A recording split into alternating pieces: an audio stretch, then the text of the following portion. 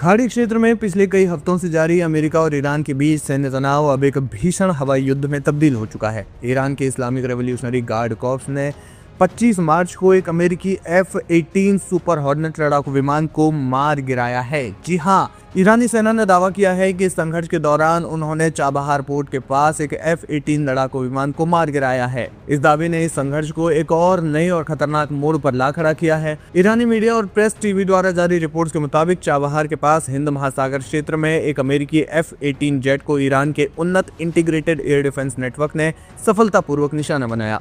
Video footage में आसमान में एक विमान को मिसाइल से टकराते हुए देखा जा सकता है। ये वीडियो रिकॉर्ड किया था वहीं के स्थानीय लोगों ने इस दावे को पूरी तरह से अफवाह बताते हुए फिलहाल यूएस ने तो खारिज कर दिया है, लेकिन जब ईरान ने इस तरह के मिसाइलों से अमेरिका के एयरक्राफ्ट को निशाना बनाया है तो अमेरिका ने अक्सर उसे खारिज ही किया है।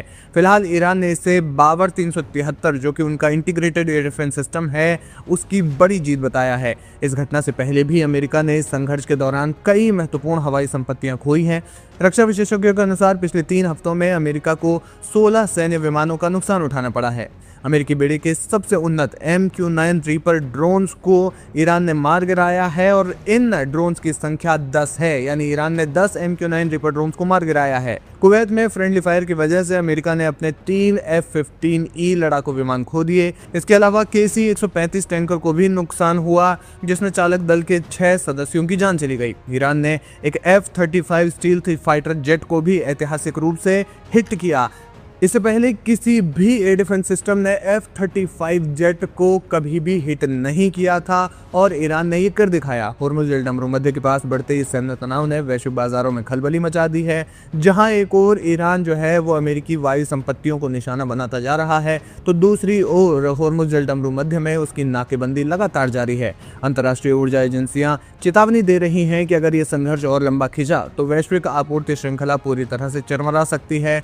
तमाम देशों में जहां से होर्मुज़ के रास्ते तेल या फिर गैस गुजरती है वहां पर बड़ा संकट पैदा हो जाएगा।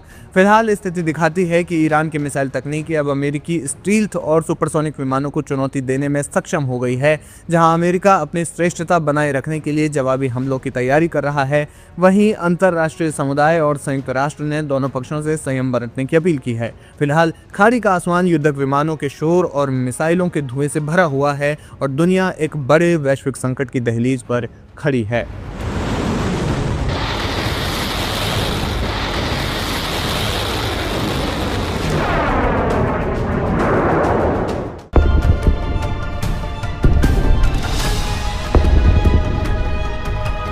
भयंकर युद्ध के 26वें दिन भी ईरान, अमेरिका और इजरायल के बीच जारी संघर्ष थमने का नाम नहीं ले रहा। लगातार हमलों, जवाबी कार्रवाई और बढ़ते क्षेत्रीय तनाव ने पूरे मिडिल ईस्ट को अस्थिर कर दिया है।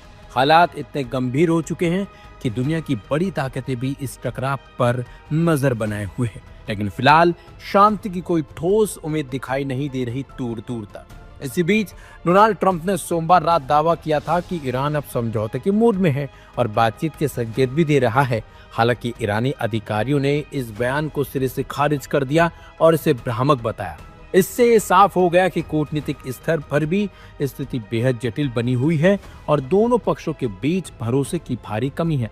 युद्ध के दौरान सबसे ज्यादा चिंता का विषय होर्मुज़ जलडमरू मध्य बना हुआ है। यह समुद्री मार्ग वैश्विक तेल आपूर्ति के लिए बेहद महत्वपूर्ण है, जहां से दुनिया के बड़े हिस्से का कच्चा तेल गुजरता है। ऐसे में कई देशों ने इस रास्ते से गुजरने वाले व्यापारिक जहाजों की सुरक्षा सुनिश्चित करने की मांग की है।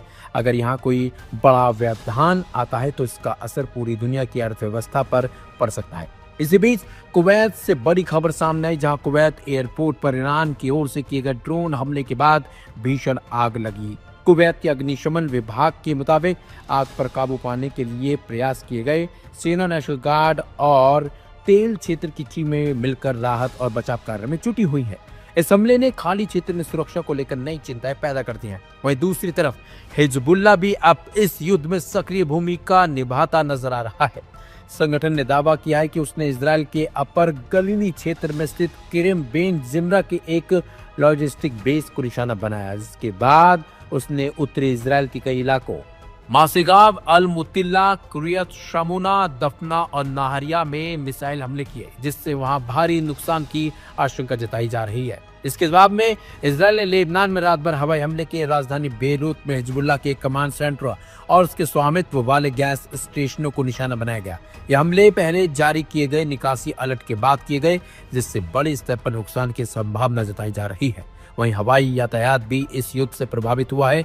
जजीरा एयरबेस के एक वरिष्ठ अधिकारी ने बताया कि कुवैत का एयर स्पेस बंद होने के बाद एयरलाइन ने अपने कुछ ऑपरेशन सऊदी अरब के एयरपोर्ट्स पर शिफ्ट कर दिए। कुल मिलाकर 26 दिन बाद भी यह युद्ध और ज्यादा जटिल और खतरनाक रूप लेता जा रहा है।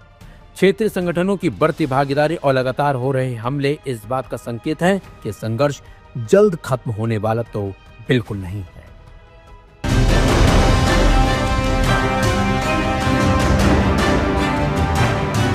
एक तरफ पाकिस्तान अंतर्राष्ट्रीय मंच पर अमेरिका और ईरान के बीच शांति दूत बनने की पुरजोर कोशिश कर रहा है, वहीं दूसरी तरफ तेहरान ने उसे एक बड़ा रणनीतिक और कूटनीतिक जख्म दिया है। ईरान के रेवोल्यूशनरी गार्ड्स ने सामरिक रूप से महत्वपूर्ण होर्मुज जल मध्य में पाकिस्तान के कंटेनर जहाज सेलेन को रोककर वापस लौटा दिया है। यह घटना ऐसे समय में हुई जब पाकिस्तान भीषण तेल और गैस संकट से जूझ रहा है और उसकी अर्थव्यवस्था ढहने की कगार पर है। इस घटना ने पाकिस्तान के शीर्ष नेतृत्व को गहरे सदमे में डाल दिया है। सूत्रों के अनुसार पिछले 24 घंटों के भीतर पाकिस्तान के प्रधानमंत्री और विदेश मंत्री सहित बड़े नेताओं ने ईरान के शीर्ष नेतृत्व से कम 3 बार फोन पर लंबी बातचीत की थी। इस बातचीत का मुख्य उद्देश्य इलाके में शांति बहाली और जहाज को सुरक्षित रास्ता दिलाना और ऊर्जा आपूर्ति सुनिश्चित करना था। इतनी उच्च स्तरीय फोन डिप्लोमेसी के बावजूद ईरान का जहाज को वापस लौटाने का फैसला ये स्पष्ट करता है कि तेहरान फिलहाल इस्लामाबाद की दलीलों को तवज्जो देने के मूड में नहीं है। कूटनीतिक विशेषज्ञों के अनुसार किसी देश के शीर्ष नेतृत्व द्वारा बार बार संपर्क किए जाने के बाद भी ऐसी कार्रवाई होना एक बड़ी राजनयिक विफलता मानी जा रही है। पाकिस्तान के लिए यह झटका इसलिए भी बड़ा है क्योंकि वो इस्लामाबाद में अमेरिका और ईरान के बीच एक ऐतिहासिक सुलह बैठक आयोजित करने की तैयारी कर रहा है। राष्ट्रपति डोनाल्ड ट्रंप के प्रशासन के साथ करीबी दिखाकर पाकिस्तान खुद को एक क्षेत्रीय मध्यस्थ के रूप में पेश कर रहा था, लेकिन ईरान ने इसी बीच एक बड़ी कार्रवाई करते हुए होर्मुज से उसके शिप को ही वापस भेज दिया।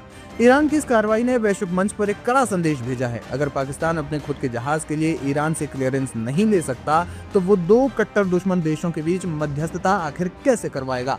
ईरान का ये रुख बताता है कि वह अमेरिका के साथ किसी भी बातचीत में पाकिस्तान